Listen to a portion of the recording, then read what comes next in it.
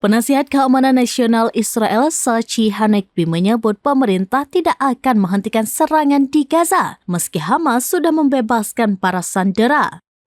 Pernyataan Hanegbi ini muncul saat dirinya berbicara kepada keluarga para sandera pada Kamis 30 Mei 2024. Mengutip Times of Israel, saat bertemu para keluarga sandera, Hanegbi pertama kalinya seorang pejabat tinggi Israel membuat pengakuan mengejutkan.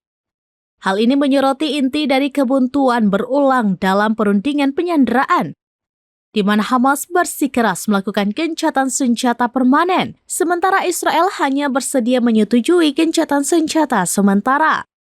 Dalam dialog tersebut, Hanegbi tampak menegaskan bahwa pemerintah Israel akan tetap terus berperang di Gaza. Kemudian baru akan mengkaji ulang rencana ke depannya.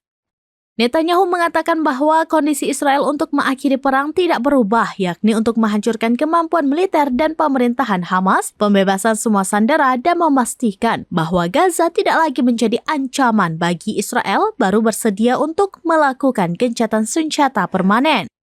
Di sisi lain, pemerintah Amerika terus mendesak Hamas untuk menerima proposal yang terdiri dari 3 bagian ini akan dimulai dengan gencatan senjata selama 6 minggu, penambahan bantuan kemanusiaan, serta pertukaran beberapa sandera dengan tahanan Palestina.